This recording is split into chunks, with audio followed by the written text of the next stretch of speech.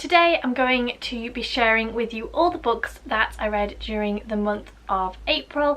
I read 4 books and finished 1 audiobook, and I realise that I'm a little bit late putting up this wrap up, but as you'll see when I post my May Between the Pages vlog that I do for every month, May is quite a busy month for us and we're smack bang in the middle of birthday season, so I just haven't had time to film. But here we go, let's jump in to the books that I read during April.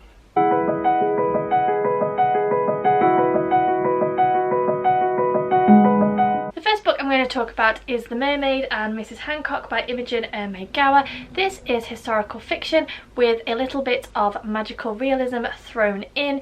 It tells the story of a middling merchant whose fortune is made when one of his captains sells a ship and brings him a mermaid, and he is suddenly thrown into the higher echelons of society and is just completely lost at sea, pardon the pun. It's also about a courtesan who is trying to make her way up in the world and how their two worlds collide. I gave this book 4 stars. The writing is beautiful and descriptive, and I really loved the historical fiction elements of the story, but the plot did meander a little bit and it wasn't always clear what point the author was trying to get across or what story the author was trying to tell. There were various side plots which sometimes took precedence but weren't fully explained, and I was left with a fair few questions at the end. So yeah, I only gave this 4 stars, but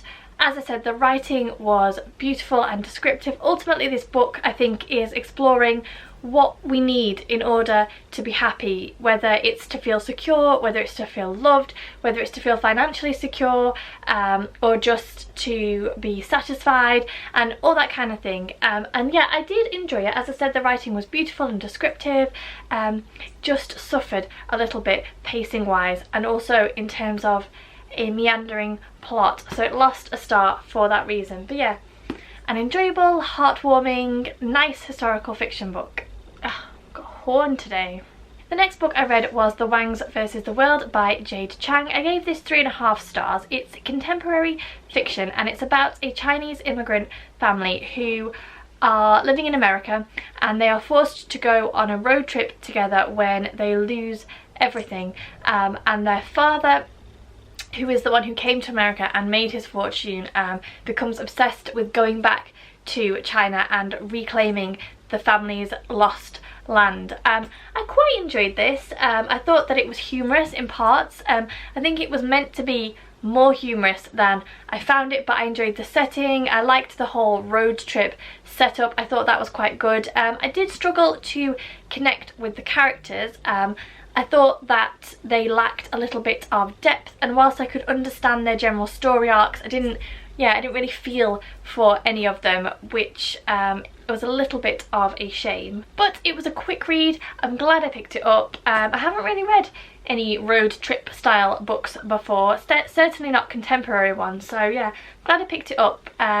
Humorous in parts, liked the style and setting, but yeah, it wasn't perhaps as interesting or as funny as I had hoped. Then I picked up one of my most anticipated books of the year, and that was The Clockmaker's Daughter by Kate Morton. It feels like forever since I read a Kate Morton book and I had such high hopes for this one, and if I say I gave it 4 stars, you'll know that perhaps it didn't quite meet all of those expectations. So this is a typical Kate Morton book. It has various characters, it has various timelines, there is a historical fiction element to it, but Kate has tried to do something slightly different with this book, which I'm not going to share because I feel like it's a bit of a spoiler. But basically the historical fiction story is that one summer a group of artists go to a English countryside retreat, and by the end of the summer one of them is dead, one of them is fled, a family jewel, a family heirloom has been stolen, and everything has just fallen apart. And we flash forward to the present, and we have a young girl who is working as an archivist, and she kind of stumbles across all these details and decides to unravel the story. As I said, she has tried to do something a little bit different with this book, and I am not sure whether I liked it or not. I certainly thought it added a different element to the book, but yeah, I can't decide how I felt about it. I also think that there were more timelines and more characters to keep up with in this book, and I did struggle at times to work out who was who and where we were, but overall I just love Kate Morton's writing. I love it, so descriptive and so beautiful. It just makes me crave a long, lazy summer spent in the English countryside. It just gives me all the summertime feels, and yeah, I would read her books all day long. So yeah, 4.5 stars for me. The ending felt a little bit rushed, but yeah, one that I definitely enjoyed. I'm glad I read it, I'm glad I picked it up, and Kate Morton, hurry up and write more books please. Then the audiobook that I finished this month was Girl Wash Your Face by Rachel Hollis. This is a self-help book all about the lies that we tell ourselves as women or people, and how we can overcome those lies, how we can stop believing them and move forward with our lives. I quite enjoyed this book. I listened to it in short snippets when I was driving to and from work, and I definitely think that helped, because I was only ever getting little pockets of the story, little pockets of the book, and then I could kind of go away and pick out the bits that I thought were useful and discard the bits that I thought were irrelevant. The way that Rachel Hollis writes this book is to tell anecdotes from her life and relate those to the lies that she has told herself and to the lies that she believes that we as people tell ourselves. Looking back on this and reflecting back on it, I can definitely see how this book would be problematic for some people. There's a definite emphasis on Rachel Hollis's faith and her Christianity, which doesn't bother me because I am a Christian, but I didn't know that it was a Christian self-help book going in, so it did take me a little bit by surprise, and I think that it really builds in the book as you go through it, which, yeah, as I said, it didn't bother me. I still think that there are elements that people could find useful even with that in there, but it's definitely something to be aware of, because as I said, I didn't know going in, and I was just driving along and I was like, oh, okay. The other thing is that Rachel Hollis is a middle-class white woman who works as a mummy blogger / social influencer, and so a lot of the anecdotes and the experiences that she talks about speak to that.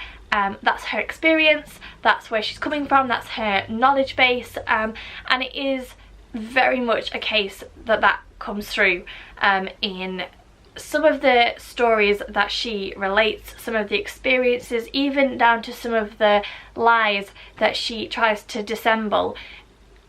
Who she is, her station in life, her experiences definitely come through, and again, I can see how that would be problematic for some people. And honestly, as a middle-class white woman who works as a social media influencer, a lot of what she said resonated with me, but that's because our life experiences are quite similar, and so I don't really know what to say beyond that, but I have seen that that is a criticism of the book, and I really feel like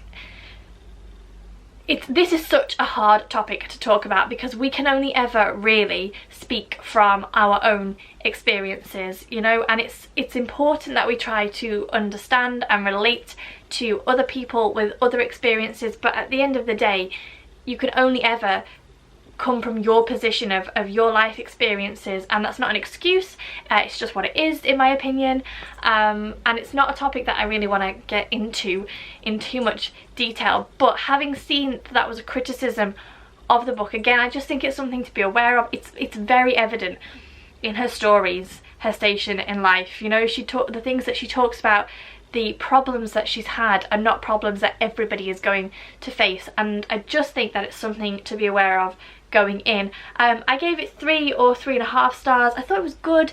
I definitely think it helped listening to the audiobook. I definitely think it helped listening to it in snippets, because as I said, I was able to kind of go away and mull over what she'd said and pick out the bits that I thought were useful, and then just discard the bits that weren't relevant to me or which I didn't agree with, which I kind of think is what you would do with any self-help book, because no self-help book could speak to every element of your life, in my opinion. But yeah, just I don't know, I have mixed feelings about it. I can see and understand how people could struggle with it. I thought it was quite interesting. I'm glad that I listened to it. But yeah, that's kind of all I have to say on that. And then the final book that I'm going to talk about was the Bookish Mama's Choice for April, and that is Let Me Lie by Claire McIntosh. This is a mystery thriller book about a new mum called Anna, whose parents both commit suicide. I think it's within a year of one another in identical circumstances, and Anna, as you might imagine, is completely overcome with grief, but she doesn't believe that her parents would commit suicide. And one day she gets a note through the door which would suggest that she is not wrong, and so she takes the note to the police, and an investigation begins, and all kinds of things get kicked up, and Anna begins to uncover what really happened to her parents. I enjoyed this book. It's definitely a fast-paced, quick read. I didn't enjoy Anna's character so much. I found her to be a bit flaky and a bit flighty, which I don't enjoy in books if a character's decision-making process is not explained. I find it quite difficult to follow, because I am a person who makes very solid, definite decisions, and I don't like flip-flopping around. So I struggled to connect with her character, but I loved the character of Murray. The policeman in this is a retired policeman who's working as a civilian at the police station, and he agrees to look into Anna's case even though he shouldn't really. He's a retired detective, but I loved him. I loved the dynamic with his wife Sarah, who suffers from borderline personality disorder. I loved the way that Claire McIntosh touched on that topic of mental health. I thought that it was done so well. There were many elements about this book that I enjoyed.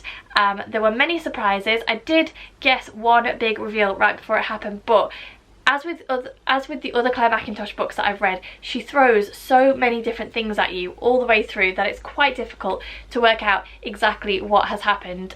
So I think I gave this 4 stars. It was either 3.5 or 4 stars. I would have enjoyed connecting with Anna because she's our main character a little bit more, but apart from that, I think this was a solid mystery thriller. So there you go, they are all the books that I read during the month of April. Do let me know anything that you read and particularly enjoyed. Let me know if you read any of the same books and what you thought as well. As always, thank you so much for watching. If you aren't subscribed already, please do think about clicking on that subscribe button. Click thumbs up to show that you liked it. Leave me a comment, and I will see you all soon.